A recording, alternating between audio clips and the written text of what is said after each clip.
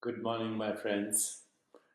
I'm here once again to share with you insights on the mystery of death. So, this is part two today from yesterday's conversation. I was encouraged by your feedback that you'd like to explore the mystery. And so, here we are together once again. Okay, so let's let's explore this today as we have explored every day. The mystery of death, which is entangled with the mystery of birth, life, existence. So the mystery of existence is also the mystery of death, the mystery of birth, and the mystery of life. It's the mystery of what am I? Who am I? And of course, the answer to the mystery is in understanding I am. But today, let me explore this through a certain lens. And I already mentioned that manifest existence, visible existence is the vibration, the excitation of the invisible, unmanifest, formless, infinite self. So I'm going to explain that in details and why that can help us understand how to navigate the experience of manifest existence and go beyond all existential anxiety, including the fear of death, getting closer to truth. So I'm going to do that, but before I even start, I want to show you some interesting pictures. So I hope these pictures are interesting to you. Okay, so the first picture is right there. That infant that you see is Deepak Chopra, and the other two adults that you see are Krishan Lal Chopra, the father of that baby, and that's mother, Pushpa Chopra. Okay, so now what is very clear as I look at this picture, and as you look at this picture, is none of those three entities exists right now. All those people, that infant, that father, that mother, in that form, in that appearance, as that person or persons, they no longer exist. But they did at one time. This is a snapshot of a particular space-time event that happened a long time ago. But those entities, those persons don't exist. That baby doesn't exist as that baby. Those people don't exist as those persons. But those beings exist. That infant is now this person, but it's the same being. And those two people, my parents, they exist too, although at this moment not perceptually available in what we call the physical domain. But remember, the physical domain is a perceptual activity. Okay, so what is it that knows that once upon a time I was that infant, with that body, with that mind, with those emotions, and with that personality? What is it that knows? So let me show you a couple of other pictures, okay? These are my kids and me as persons that don't exist anymore. But all those beings are here right now. And Here is another one with my son. Okay, so right now the body I'm using to show you this picture is not the body that was exposed to that snapshot. Not in one molecule, one cell, one atom exists today in this body that was present in that body. Same thing. This is around my daughter's wedding. Those people don't exist anymore. That woman, Rita Chopra, my wife, doesn't exist as that person anymore, but she does exist as the same being. So too, that character, Deepak Chopra, in that picture. So what is it that remains the same while the body and the mind and the personality and the emotions keep recycling but also keep changing? Keep changing. Your body is never a constant, nor your mind, nor your emotions, nor your personality, nor your experiences of the world. They're all, understand them as you will, through the window of science or the window of consciousness.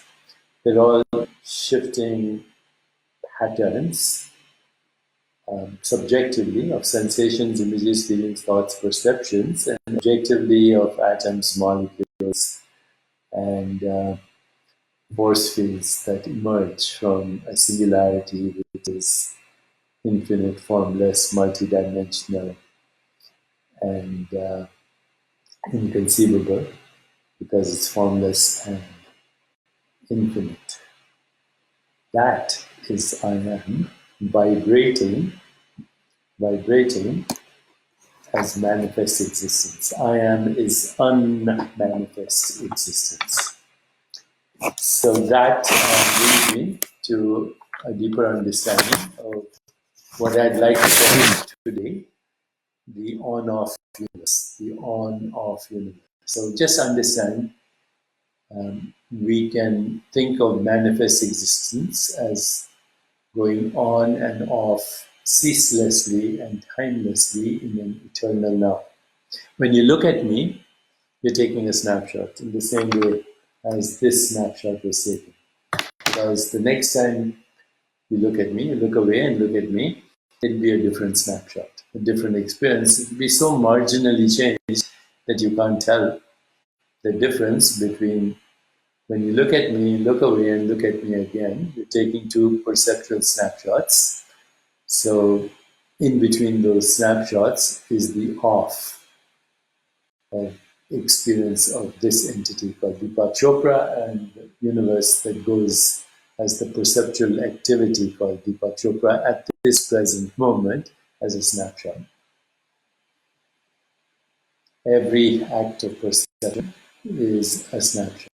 And not just visual perception, but any perception. So any perception is a snapshot of experience with meaning. That's it. And entangled meanings, entangled snapshots, entangled qualia, entangled wanda, entangled experience, they're all the same thing. They're the on and the off of the unmanifest singularity, the self, that is experiencing itself infinitely and timelessly as on and off. On, off. There's no experience required unless there's both an on and an off. So without the off, there's no on, and without the on, there's no off. The on-off are the zeros and ones that code information, energy, experience as manifest reality. Once again, there's no experience unless there's both the on and the off. If there's only off, there's no experience. If there's only on, there's no experience either. If I put my hand on your thigh, for example, or anywhere, and I don't move it, after a while you won't know it's there because by not moving the on, not moving it, doesn't result in an on and off, only in an on. So if the on persists for a long time, then there's no experience of off, and then there's no experience. You need the on and the off. The vibration is necessary so you can have any experience. So as I said, if I put my hand on your thigh, don't move it, after a while, you won't know it's there. But then if I start to move it again, you might say, what the heck are you trying to do? You need the on and the off in order to have any experience. Any experience. So the on of the universe appears as local, space, time, causality, objects, biological organisms moving around in a theater. The theater includes your mind, your body, and the experience that goes with the body, and we're all in that matrix experiencing space-time, even though the experience itself is being processed beyond space-time in non-local consciousness. So the on of the universe is space-time, energy, information, and objects. Simple. The off of the universe is the discontinuity, which means that between two perceptual snapshots or two conceptual snapshots or two images in consciousness or two sounds or two thoughts, between them is something we call discontinuity. It's the off. It's this realm where there is the proliferation of uncertainty and ambiguity. And over here, everything becomes amorphous and cloudy, like a dream. It's the subtle body. At night, we experience the subtle body every day. Okay?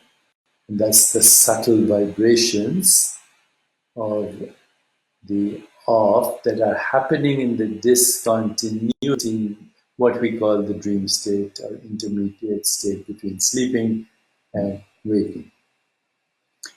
And then finally, there's dream state where the on signals disappear from conscious awareness, although there are on signals that the cells are sensing, but conscious awareness is not sensing in deep sleep. And finally, even beyond that, transcendental consciousness, which is turiya, which is the state of consciousness, which is completely formless, but the potential for all forms and phenomena. Okay. So in the off is infinite correlation, infinite organizing power across space and time.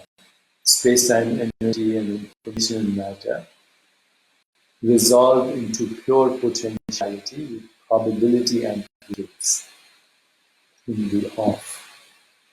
And these probability amplitudes are determined by previous patterns of collapse, which as individual experience we call karma.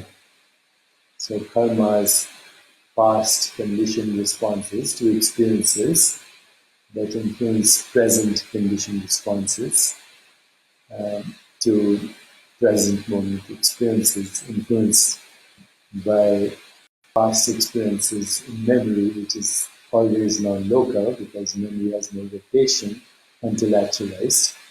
So all memory is non-local, and that means exists in the akashic field in the unmanifest domain till it's actualized, and when it's actualized, it follows the probability patterns determined by past experience and interpretation of past experience, which in wisdom traditions is called karma. So the on is determined by probability amplitudes or karma. Being on the physical plane alternates with being off the physical plane at every level, microscopic, subatomic, at the level of particles, probability goes, but actually as the entire experience of the physical universe in the form of qualia, sensations, perceptions, images, feelings, thoughts. Now the speed of this on and off is so fast that we cannot detect it with our sensory apparatus, which is also, by the way, a manifestation of the on-off of the self, the unmanifest self.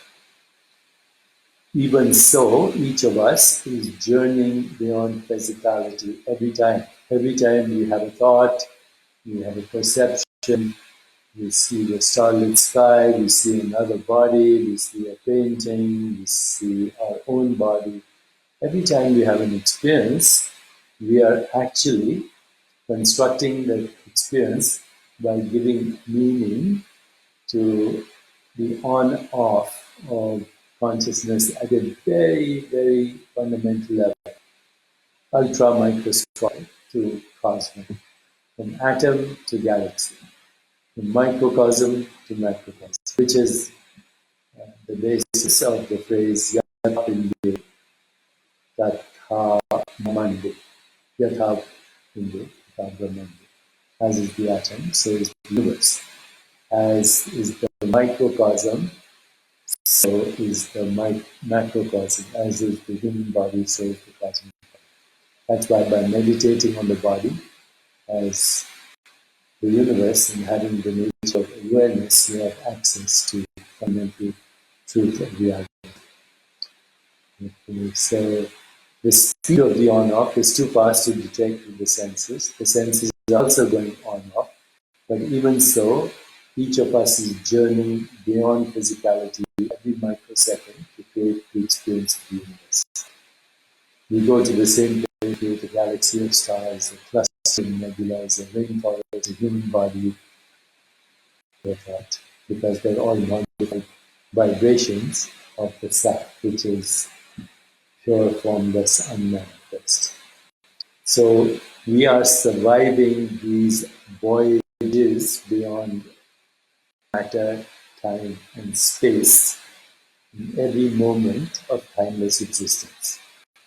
So now, with this analysis, we'll see that survival and not death is primal in the cosmos. Death is just the off between the ons. Once again, death is the off between the ons. And you can't get an on if you don't have an off. Okay, so with this, we'll move next tomorrow into a deeper understanding of the causes of human suffering. Give you a hint. First cause of human suffering is not knowing fundamental reality, which we call the self. Second cause of suffering is grasping the ungraspable and evanescent and ephemeral. Third cause of suffering, recoiling from unpleasant experiences. Fourth cause of suffering, confusing yourself with your selfie, sacrificing yourself for your selfie, the snapshot, which I explained earlier, all these snapshots, including right now, the snapshot you're taking. And finally, the fear of death. So once we go into that territory, we will be able to explore it much, much better. Okay? Thank you. Until tomorrow.